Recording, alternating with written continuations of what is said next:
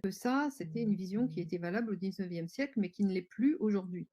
Parce que dans chacun des pays que vous évoquez, il y a, une puissance financière qui a pris une partie du contrôle des États.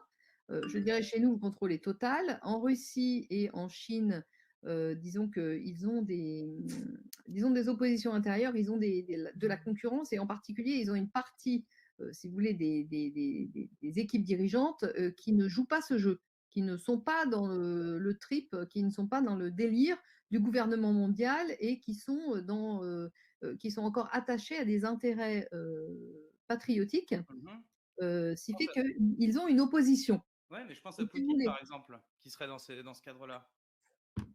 Poutine, personnellement, je ne sais pas. En tout cas, il est clair, enfin, il est relativement clair que, au sein de l'appareil d'État, russe, il existe une équipe, patriote.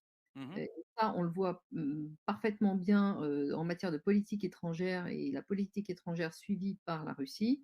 Néanmoins, la politique intérieure russe, n'est pas, est à mon avis totalement affiliée au pouvoir financier global et je pense, selon les dernières informations que j'avais, la banque russe n'est pas, sous politique russe. La banque russe est sous contrôle, financier, des globalistes. D'accord, bah, écoutez ça, je vous fais Et confiance dans tout l'économie ça. russe n'est pas faite pour, favoriser les échanges et le développement des Russes. Enfin, Mmh. ils sont totalement sous contrôle et ils ont vraiment une chape de plomb, ça se passe pas très bien au niveau économique, en Russie. Alors que, ils rayonnent par si vous voulez, par leur politique étrangère, mais leur politique économique et monétaire, n'est pas du tout aussi souveraine qu'on pourrait le croire. Quant à la Chine, alors là, je pense que c'est différent. Je pense qu'au contraire, les forces, patriotes chinoises, ont un rapport de force moins déséquilibré avec les compradors. C'est-à-dire que, je pense et ça c'est mon interprétation, qu'au sein de l'équipe gouvernementale chinoise, parce que vous savez que le Parti communiste, en réalité, c'est l'empire chinois. La Chine a toujours été dirigée par... L'empire est consubstantiel à la Chine. Donc, c'est un empire, la Chine. Et cet empire, il est dirigé par des familles, des grandes familles. Et je pense que vous avez une partie de ces grandes familles qui ont amené Xi Jinping au pouvoir et qui sont profondément patriotiques et que vous avez une partie de ces grandes familles qui sont pas du tout patriotiques, qui ont pactisé depuis peut-être le début du XXe siècle avec la haute finance anglo-saxonne, avec les Rockefeller, avec la Banque internationale dirigée à partir de la City, si vous voulez. Et je pense qu'actuellement, le chef de file de ces grandes familles serait peut-être quelqu'un comme Jack Ma. Et vous avez une violente confrontation entre ces deux grandes forces à l'intérieur de la Chine qui s'opposent et qui s'opposeront de façon radicale. Les Chinois ne font rien à moitié. C'est-à-dire que euh, soit les patriotes gagneront et les autres, on n'entendra pas plus parler.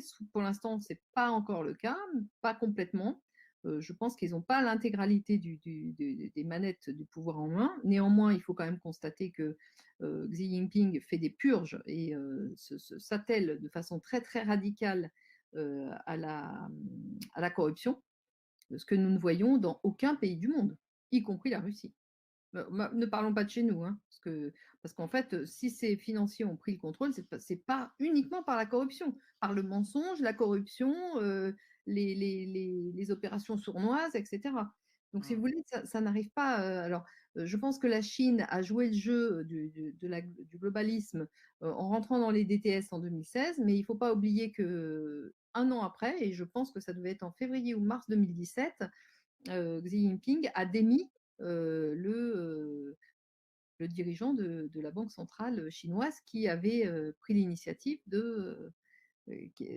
sur l'initiative duquel enfin, la monnaie chinoise était rentrée dans le panier de Mmh. monnaie mondiale. Donc je pense que les Chinois jouent un jeu très subtil. Ce sont des grands joueurs, les Chinois. Enfin, l'Asie adore jouer. Ce sont des joueurs, vraiment. Et ils sont forts au jeu de Go. Ils voient sur la très longue durée. Donc je pense que eux, leur objectif, ça serait éventuellement d'infiltrer les globalistes, mais pour après, les éliminer.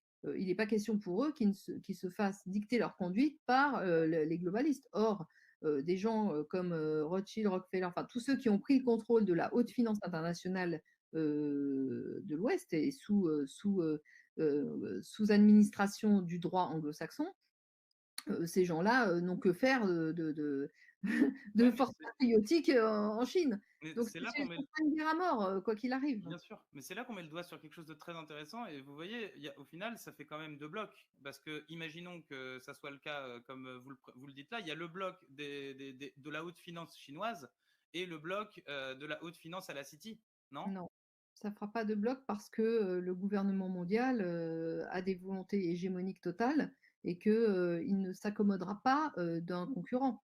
Donc de toute façon, ça sera des guerres intestines jusqu'à ce que l'une des parties, soit patriote, soit globaliste, Mmh. l'emporte D'accord, et donc pour vous, il y aura victoire totale ou pas, quoi. Enfin, bah oui,